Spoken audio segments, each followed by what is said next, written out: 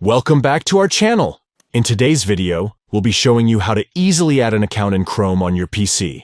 Let's get started. Step 1. Open Chrome.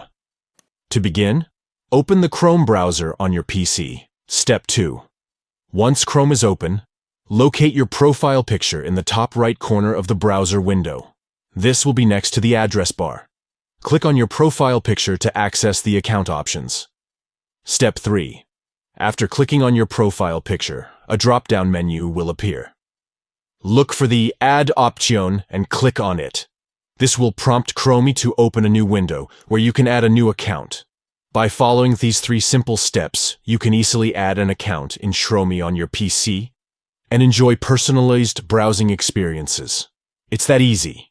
If you found this video helpful, please consider giving it a thumbs up and subscribing to our channel for more helpful tech tutorials. Thank you for watching, and we'll see you in the next video.